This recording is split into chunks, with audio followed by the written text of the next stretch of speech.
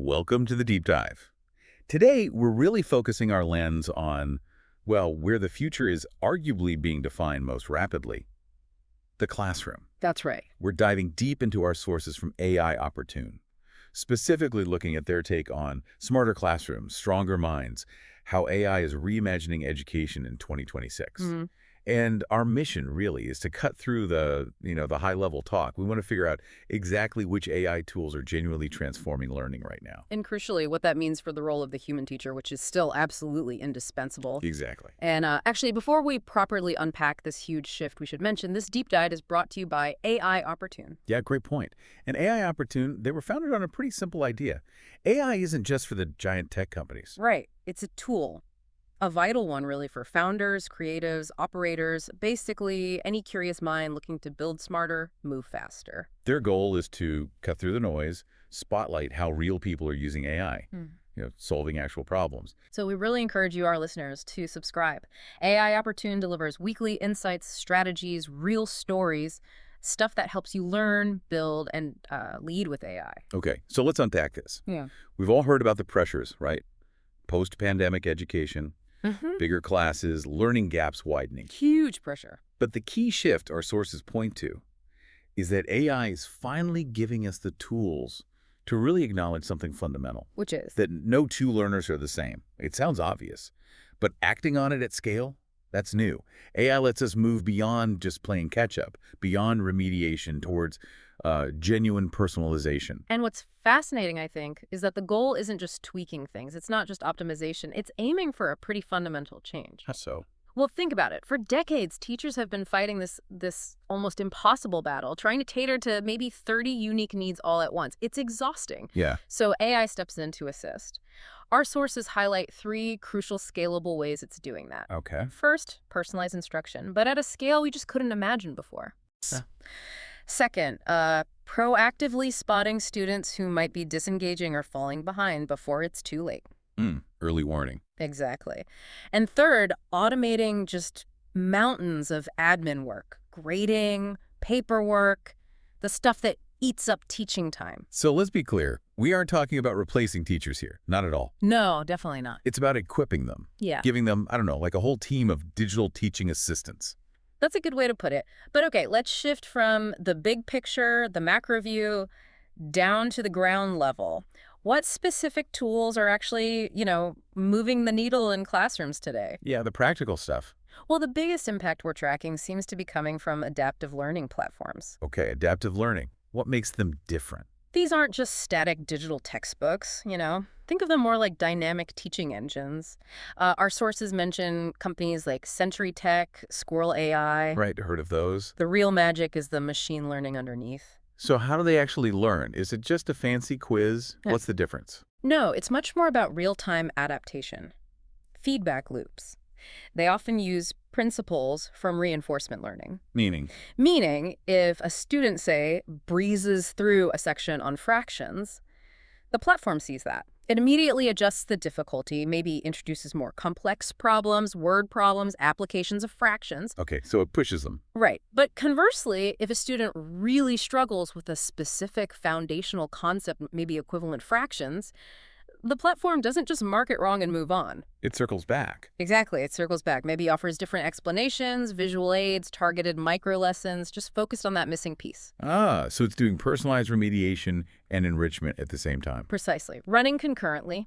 The idea is to stop students from getting hopelessly lost or totally bored because it's too easy. That dual function. Yeah. Yeah, that tackles the big problems with one-size-fits-all learning. And this idea of immediate scalable support, it seems like that spills over into AI tutors too, right? The 247 assistants. We see names like Khanmigo, that's Khan Academy's tool, and Duolingo Max popping up in the sources. Correct. And the benefit there is potentially massive for equity. How so? Equity. These AI tutors, they offer support that's aligned with the actual school curriculum, but they're available around the clock. Okay. So picture a student stuck on their geometry homework.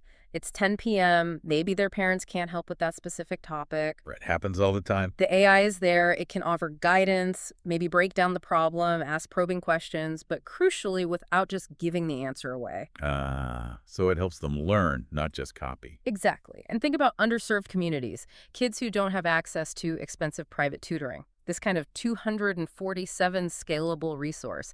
It could be revolutionary for leveling the playing field. Okay, so adaptive learning platforms and Right. AI tutors. Yeah. What else? You mentioned spotting struggling students earlier. Predictive analytics. Yes, predictive student analytics. Beyond the adaptive learning piece, AI is helping schools, especially universities, manage students before problems really escalate. Sounds complex. Is it just about grades? Not just grades, no. That's the interesting part. It's essentially leveraging data to, well, keep students enrolled and successful. This is where AI moves beyond just academic content and starts analyzing behavior patterns. Behavior patterns, like what? Okay, so platforms used by universities, think Civitas Learning or tools from Ellucian, they look at more than just test scores. They analyze non-academic stuff too. Such as? Things like how often a student logs into the learning management system, maybe library usage patterns, participation in online forums, or even just consistently submitting work late. Okay. So patterns of engagement or lack thereof. Exactly.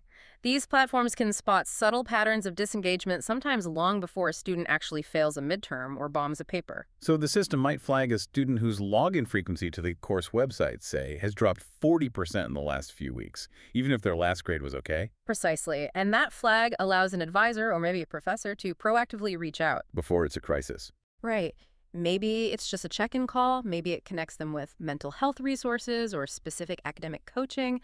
That early intervention, it's demonstrably helping universities reduce dropout rates Improve retention. significantly. It shows AI isn't just about grades. It can genuinely help keep students on track, maybe even save their academic careers. That's powerful. Okay, one more category mentioned was immersive AI learning, making complex stuff interactive. Yes, and this is really exciting, particularly for STEM subjects: science, technology, engineering, math. Why STEM specifically? Well, think about it. Why just read about cellular respiration when you could potentially manipulate a virtual 3D model of a mitochondrion? Okay, I see. Hands-on, but virtual. Exactly. Tools like Prisms VR or Labster, they use AI to drive these complex simulations. They turn abstract theoretical concepts into experiences you can interact with. And the AI's role. The AI often tracks what the student does within the simulation. It provides feedback based on their actions, their procedure, not just whether they got the final answer right. It helps assess practical understanding. Which probably helps bridge the gap between knowing the theory and actually being able to apply it. Absolutely.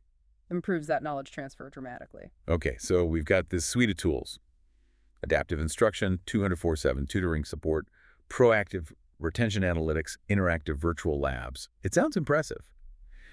But the big question, I guess, is it just cool new tech, or is it driving actual measurable results? Yeah, that's the crucial question. And if we connect this back to the bigger picture, the data is shifting. It's moving from just being promising to looking pretty definitive in some areas. Like what? Well, UNESCO, for instance, they have specifically reported that these AI-powered tools are actively closing learning gaps faster, especially in post-COVID recovery efforts. Blaster, wow. And significantly, the effect seems to be most pronounced in lower resource environments, which speaks directly to that equity challenge we talked about. That's huge for global access. Mhm. What about, like, hard performance data? Test scores, grades? We saw something pretty striking in the source material about performance boosts. We did. The sources highlighted a major meta-study. Researchers from Stanford and the University of Michigan looked across multiple studies. And found. They found that when students consistently use AI tutors, particularly in STEM subjects, their performance can improve by up to 35%. Hold on, 35%. That's Yeah. That's not incremental. That sounds like a paradigm shift. It's a very significant number.